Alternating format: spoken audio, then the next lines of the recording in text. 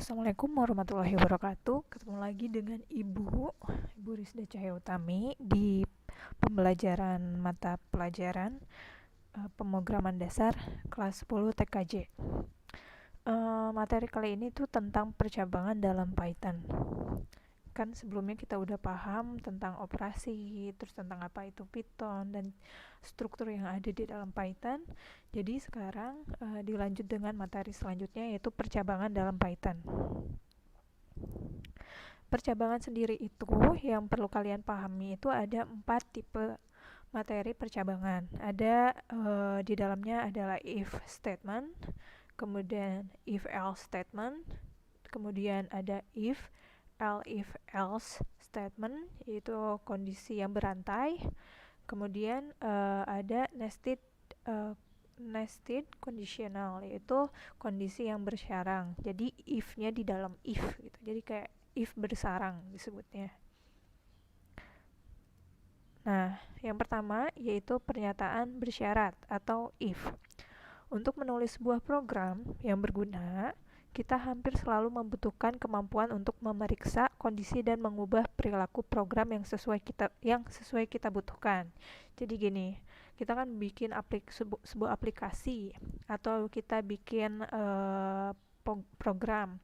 Itu kan nggak mungkin si programmernya yang nulis aja di dalamnya tanpa ada kebutuhan khusus gitu. Terkadang kan kita butuh program yang memilih dan memilah suatu kondisi. Misalnya ada program seleksi mahasiswa atau seleksi siswa. Itu kan dilihat nilai raport SMP-nya berapa, kemudian dilihat juga usianya berapa. Nah, di situ baru ada pernyataan, ada syarat-syarat tertentu. Misalnya, jika usianya lebih dari 14 tahun, maka dan nilainya, mungkin nilai sekolahnya lebih dari 75, dinyatakan lulus. Namun, ketika usianya di bawah misalnya 13 tahun dan nilainya rapotnya itu di bawah 75, maka dinyatakan tidak lulus. Nah, persyaratan-persyaratan itu dan pernyataan-pernyataan itu sangat dibutuhkan dalam sebuah pemrograman. Makanya adalah yang disebut dengan pernyataan bersyarat atau if, memberi kita kemampuan untuk memecahkan sebuah proses gitu. Nah, di sini ada contohnya, di sini ada gambarnya. Ketika sebuah kondisi itu berbagai macam ya kondisinya, kemudian dinyatakan benar, maka akan dilanjutkan dengan statementnya. Statementnya itu bisa yang tadi Ibu bilang, kamu lulus atau kamu tidak lulus. Kemudian sistem berakhir. Nah, di sini ada salah satu kondisi di mana ada sebuah konser band yang mensyaratkan penontonnya berusia 17 tahun. Jadi kondisinya itu sebuah konser band yang mensyaratkan penontonnya berusia 17 tahun ke atas gitu. Nah, di sini Ibu ambil contoh. Ada satu contoh kondisi. Kalau ini beda lagi. Jadi kan kalau sebelumnya itu 17 tahun. Jadi di sini adalah kondisinya, apakah kamu berusia 17 tahun? Jika dicek nih KTP-nya, oh iya benar 17 tahun, maka disebut statusnya itu adalah true, benar. Kemudian statementnya, oh silahkan masuk gitu. Tapi kalau dia salah atau tidak berumur 17 tahun, maka langsung exit gitu, istilahnya langsung keluar, nggak boleh diizinkan masuk atau proses dibatalkan gitu, proses dibereskan, selesai. Kalau dia berusia 17 tahun, maka ada statement khusus gitu. Jika dia benar berusia 17 tahun, maka dipersilahkan masuk atau dicek yang lainnya. Nah, ini salah satu contohnya kondisi ada sebuah konser BTS. Mungkin di sini banyak banget yang senang Korea ya. Si konser ini gitu ya, ada mensyaratkan penontonnya itu berusia 19 tahun. Nah, ketika kalian misalnya ada yang berumur 17 tahun, dilihatlah di sini kan mensyaratkan penontonnya berusia 19 tahun. Apakah anggap saja ini ya Adi. Apakah Adi ini berusia 19 tahun? Tentu bukan ya, karena Adi umurnya 17 tahun. Maka statusnya itu adalah false, salah. Jadi kondisinya itu dia itu salah, bukan penonton yang berusia 18 tahun. Maka Adi tidak diperbolehkan untuk masuk ke konser tersebut. Nah, kemudian anggap Ani ya. Ani berusia 19 tahun, ingin menonton BTS nih konser.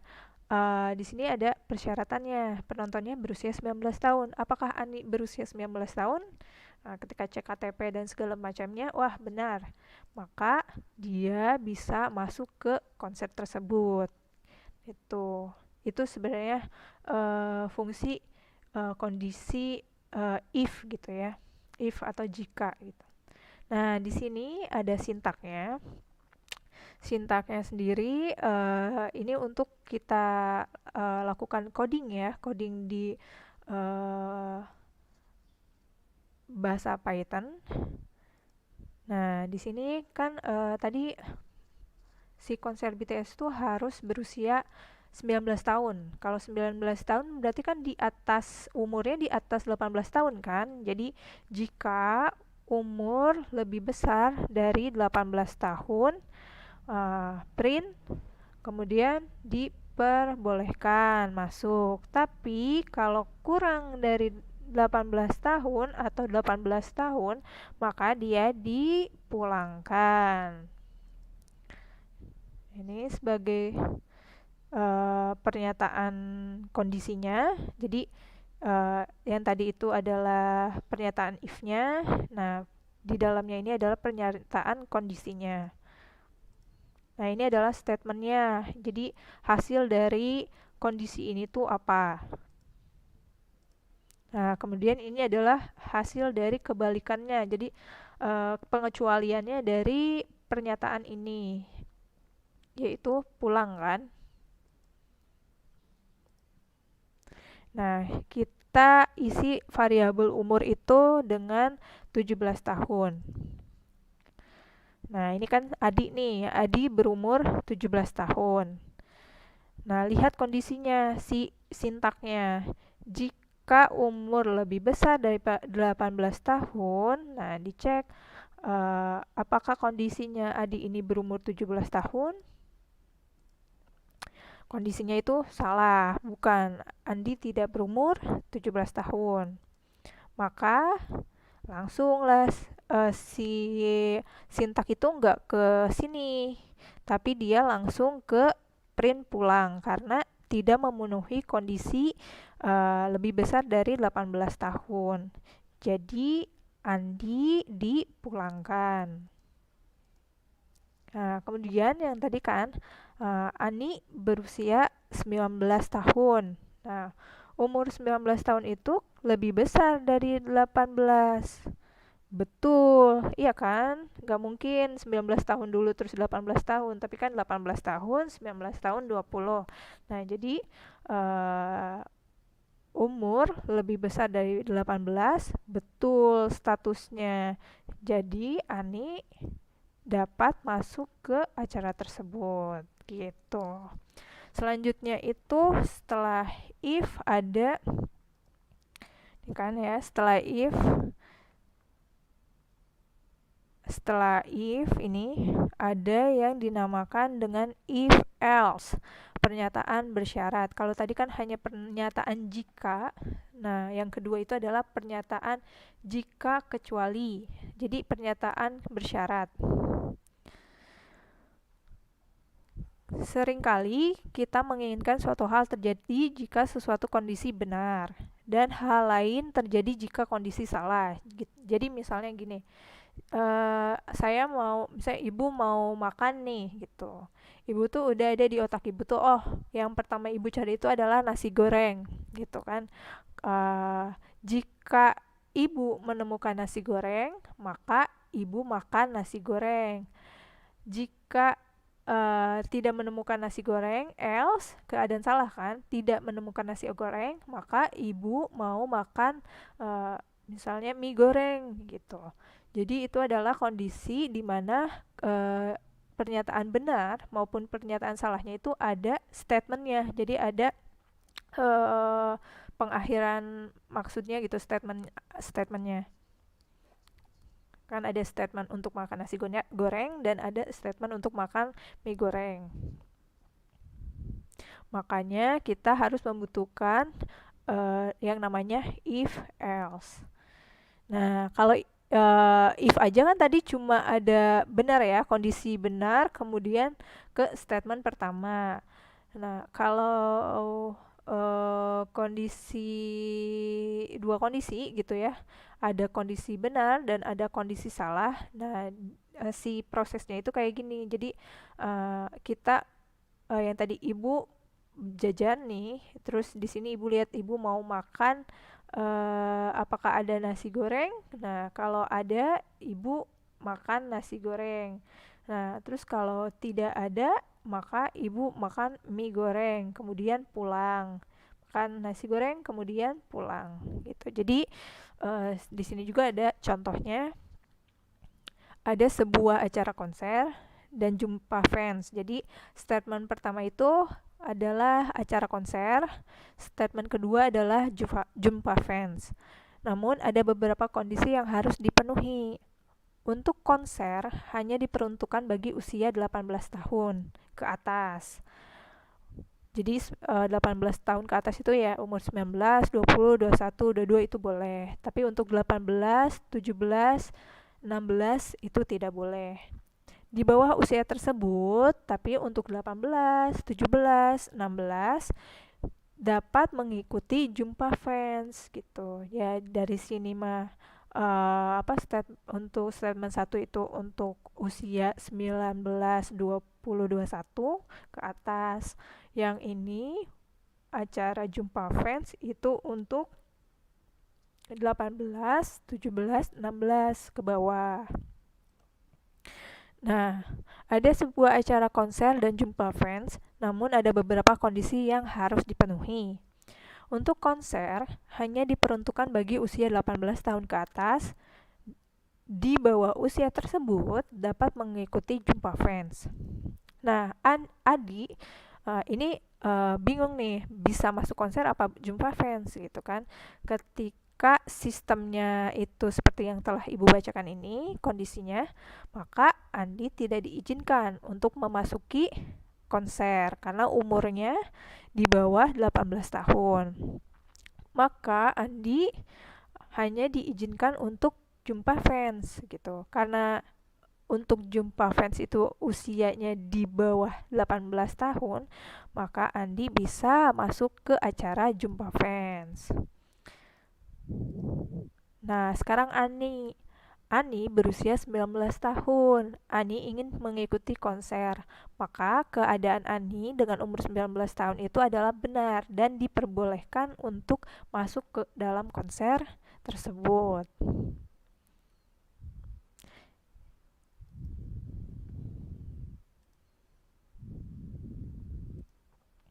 Nah, untuk sintaknya sendiri, ini ada penambahan. Penambahannya itu di kata-kata else ini nih ya. Jadi, kan tadi cuma sampai satu kondisi, sekarang itu, atau satu statement, sekarang itu ada dua statement. Jadi ada kamu dapat masuk ke konser, atau kamu bisa pergi ke jumpa fans, atau keadaan lainnya gitu ya, else. Nah, sekarang kita contohkan untuk Andi yang berumur 17 tahun. Andi berumur 17 tahun. Apakah kondisi memenuhi untuk memasuki konser? Konser sendiri itu kondisinya adalah harus berumur lebih besar dari 18 tahun. Maka statusnya atau kondisinya Andi itu tidak diperbolehkan untuk masuk. Maka selanjutnya adalah ke poin kondisi statement kedua, yaitu else. Maka Andi diperizinkan atau dibolehkan untuk pergi jumpa fans. Nah, dan untuk statement ini yaitu Andi pulang. Jadi setelah pergi jumpa fans, kemudian Andi pulang. Di sini ada Ani. Ani berumur 19 tahun. Lihat statementnya, apakah Ani berusia lebih dari 18 tahun? Ya, tentu benar, true. Maka statementnya itu kamu dapat masuk. Jadi Ani bisa menonton konser seperti sebelumnya ya. Kemudian pulang.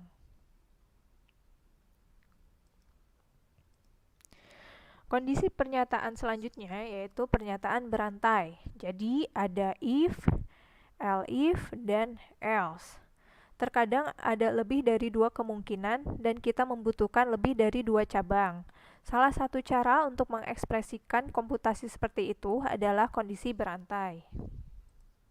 Nah, ini kondisi yang berantai. Jadi di sini ada salah satu contohnya, ditambah lagi ya, ada statement A, statement B, kemudian statement C, dan diakhirilah sistemnya atau prosesnya. Jadi di sini ada proses, apakah misalnya X kurang dari Y. Jika benar, maka ke statement A lalu exit, selesai. Kemudian jika salah, dicek lagi, apakah X lebih besar dari Y? Benar. Masuk ke statement B, kemudian diproses dan berhenti, selesai. Apakah X lebih besar dari Y? Salah, itu masuk ke statement C, kemudian selesai. Nah, sebagai contoh kondisi, di sini ada beberapa kondisi untuk memastikan seseorang diizinkan menonton konser. Pada tiket tertulis untuk konser A diharuskan berusia 18 tahun. 18 tahun ke atas ya.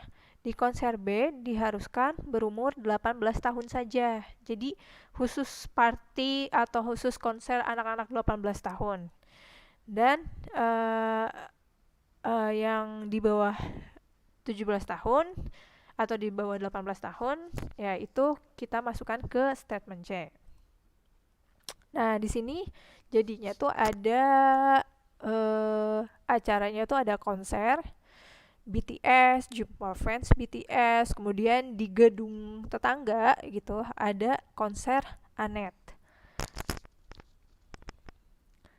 Nah, di sini Andi berumur 17 tahun, itu tentu saja tidak boleh ya masuk konser BTS. Tapi dia bisa jumpa fans ya. Dia diperbolehkan untuk jumpa fans seperti pernyataan kasus sebelumnya. Nah, di sini Ani berusia 19 tahun itu diperbolehkan untuk mengikuti konser karena konser ini harus berumur 18 tahun ke atas ya. Jadi karena usia Ani memenuhi itu, maka diizinkan. Ada lagi nih, Dudi. Dudi berusia 18 tahun. Dudi ini tentu nggak bisa ya masuk konser karena konser harus 18 tahun ke atas. Jadi kalau 18 tahun ke atas kan bukan 18 bisa masuk, enggak. Jadi 19, 17, 19, maaf, 19, 20, 21 baru bisa masuk ke sini. Kalau ke sini di jumpa fans itu boleh diizinkan yang di bawah 18. Jadi 18 juga bisa masuk jumpa fans. Tapi kebetulan Dudi gak terlalu suka nih sama BTS, jadi dia memilih tiket untuk konser Anet. Konser Anet itu diperuntukkan hanya untuk umur 18 tahun saja ceritanya ya. Jadi Dudi pergilah masuk ke konser Anet. Nah, untuk sintaknya sendiri di sini ada if sama seperti sebelumnya. Kemudian ada tambahan baru, yaitu ada elif untuk statement pergi ke konser Anet, dan statement C atau statement yang lainnya ini else, itu untuk pergi jumpa fans dan print pulang atau ya diakhiri si codingan ini pulang. Nah, di sini ada Andi berusia 17 tahun, dicek lagi apakah umurnya lebih besar dari 18 tahun. Bukan, maka Andi langsung diproses ke pergi jumpa fans. Karena ke Anet juga nggak bisa ya, dia nggak bisa masuk ke Anet karena untuk konser Anet itu khusus untuk 18 tahun. Jadi dia hanya boleh untuk pergi jumpa fans dan pulang. Selanjutnya Ani berusia 19 tahun. Kita lihat lagi kondisinya, apakah Ani berumur lebih dari 18 tahun? Benar, maka Ani diperbolehkan untuk masuk ke konser. Lalu setelah acara, setelah proses, maka Ani pulang. Selanjutnya ada Dudi. Dudi di sini Dudi berumur lebih besar dari 18 tahun? Bukan. Jadi dia tidak dapat masuk ya. Apakah terus langsung ke sini kan? Apakah Dudi berumur sama dengan 18 tahun? Benar. Maka Dudi bisa pergi ke konser Anet. Lalu pulang. Jadi ini yang dinamakan dengan ini ya, if yang bercabang atau ya. Jadi ada if, ada else lagi, kemudian ada else. Jadi ada kondisi-kondisi tertentu yang memungkinkan statement-statement tambahan lainnya. Nah, setelah if, dan else. Nah, ini ada lagi nih namanya nested conditionals, yaitu if bersarang. Secara gampangnya ya, nested if ini adalah pernyataan if yang di dalamnya terdapat if lagi. Jadi kalau tadi mah if ada else if, jadi kalau ini enggak, jadi ada if di dalamnya, kemudian proses selanjutnya adalah if lagi gitu. Bisa ada 7 if, bisa ada 5 if, itu tergantung dengan kondisi yang kita inginkan dan statementnya. Artinya pernyataan if bersarang jika kondisi if yang paling luar atau yang paling pertama bernilai benar, maka kondisi if yang berada di dalamnya baru akan dibaca oleh sistem, baru akan dilihat oleh sistem. Jadi kalau if yang pertama itu terbaca, maka if yang di dalamnya itu baru bisa diproses gitu. Kalau if yang di line pertama itu sudah misalnya umur lebih besar dari 18 tapi si adik ini 17, maka tidak memenuhi if yang pertama, dia tidak bisa masuk ke if yang kedua gitu, atau enggak kondisi yang kedua gitu. Jadi ini adalah kondisi if pertama. Nah, dan ini adalah kondisi if kedua. Jadi apa ya, di ibaratnya tuh di dalam if ada if lagi, kemudian baru proses. Nah, di sini Ibu contohnya beda lagi. Jadi di sini Ibu mencontohkan ada sebuah aplikasi pendaftaran tiket, ya tiket konser tadi gitu, yang di dalamnya dimintai untuk mengisi nama, email, dan password. Terdapat juga beberapa pilihan pertanyaan untuk melakukan login. Jadi kan kalau login, apakah Anda akan login? Nah, di program ini tuh ada pernyataan seperti itu. Nah, di sini ada sebuah sintak program Python-nya.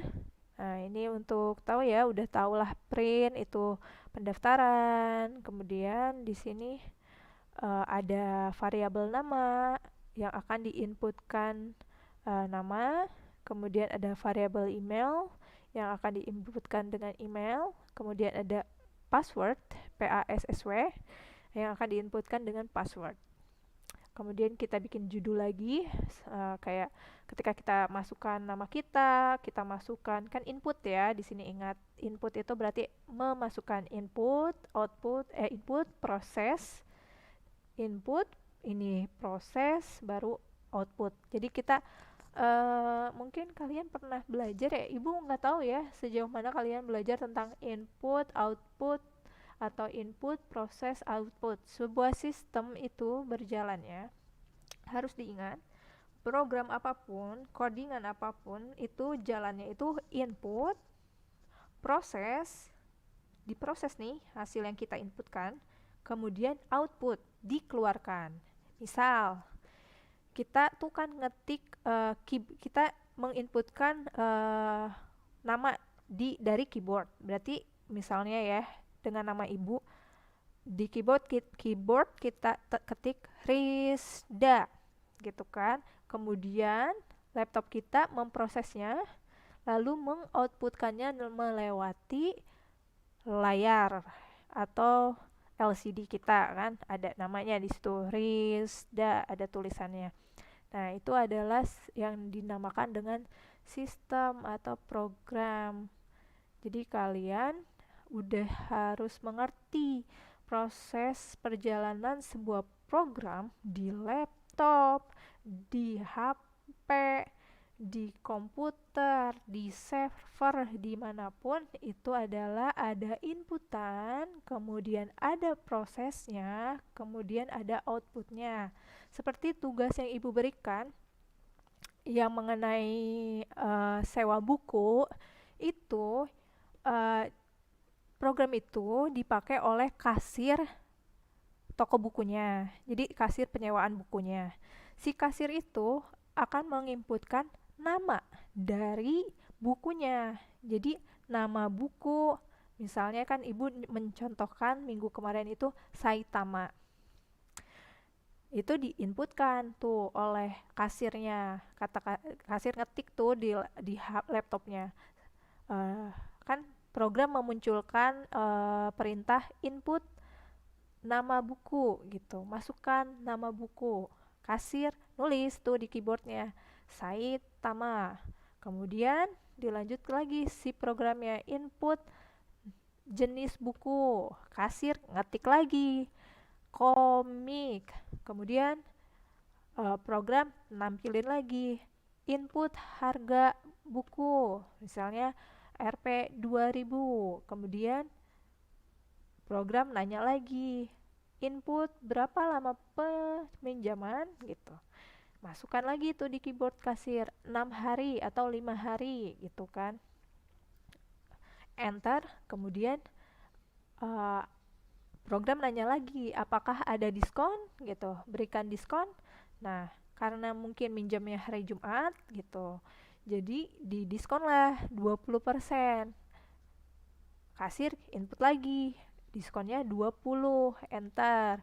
Nah, proses-proses yang dimasukkan oleh kasir dari judul buku Saitama, jenis buku komik, harga buku 2000, lama sewa 5 hari, dan diskon 20%, itu semua variabel diproses oleh si codingan kalian, oleh si program itu. Gimana caranya memberi diskon, gimana caranya memberi nama, gimana caranya mengkalikan, itu diproses, kemudian ditampilkan kembali ke layar agar bisa dibaca oleh kasir atau agar bisa di-print gitu kan, di-print ke kertas gitu, biar dikasihkan ke pelanggannya. Jadi kan di situ di layar ditampilkan kembali bahwa ada pelanggan meminjam buku berjudul Saitama, genrenya komik, dengan harga sewanya itu 5 kali 2 10.000, kemudian harga diskon jadi 8.000. 8.000 dari mana? kan diskon 20% dari 10.000. 10.000 kali 20 berapa? 2.000. 20%, 10.000 kali 20% berapa? 2.000. Jadi 10.000 dikurangi 2.000, jadi si pelanggan ngebayar ke toko bukunya, toko penyewaannya itu hanya 8.000 karena sudah didiskon, sudah dikurangi 2.000 rupiah gitu. Jadi ingat lagi, yang namanya program itu ada input, kasir yang memasukkan, kemudian ada proses, program yang kalian coding, proses, kemudian ada output. Output itu hasil dari coding kalian ditampilkan kembali ke layar karena bisa di print. Kalau kita beli di Alfamart, Indomart kan di print gitu, ada notanya. Nah kayak gitu. Jadi mudah-mudahan kalian mengerti gitu ya. Setelah ibu jelaskan flashback ke soal minggu kemarin gitu. Mudah-mudahan minggu ini lebih paham mengenai input ya, proses input, proses pemrogramannya sendiri, proses ya logikanya sendiri, kemudian proses outputnya. Input, proses, output, itu aja. Input, proses, output. Nah, seperti di sini. Ini juga kan ada input, kemudian diproses, dan di sini ada outputnya. Outputnya mana aja, Bu? Ada ini outputnya, ada ini outputnya, ada ini outputnya. Nah, balik lagi kita ke if. Ini adalah if bersarang, atau if di dalam if ada if lagi. Jadi ini di dalam if ada if lagi gitu. Nah, if pertama ini adalah if yang memproses inputan dari sini. Apakah Anda ingin login? Ketika ingin login, maka kita pilih Y untuk yes atau N untuk no.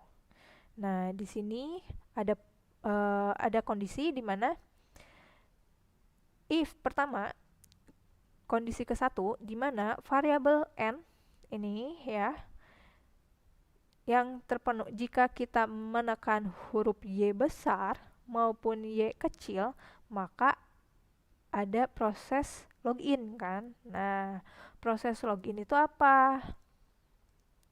Diminta masukkan email yang sudah kita daftar, masukkan email kita, masukkan password kita yang udah kita di sini kan kita bikin pendaftaran di proses pertama ini.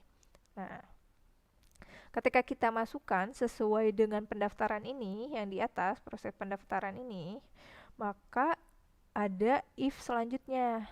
Ya, apakah variabel i atau email dan variabel p untuk password itu sama? Ini kan i untuk email, p untuk password. Apakah variabel i sama dengan email, p sama dengan password, sama tidak gitu yang dimasukkan oleh user. Kan kita tentu ya, kita mendaftar rizda.c.utami@gmail.com, password misalnya 1234. Ya kalau kita mau login ya harus sama juga memasukkan password dan emailnya. Nah, jika password dan emailnya sesuai sama, maka ini adalah if kedua di mana variabel i dan p harus bernilai benar. Ketika benar, maka selamat, saudara Rizda berhasil login gitu. Ketika salah, maka maaf. Ini adalah kondisi di mana else ya, kondisi di mana variabel i dan p salah. Maka akan tampil tuh di layar kita, maaf, email atau password Anda salah. Mungkin akan Ibu contohkan maksud dari program ini, bentar ya.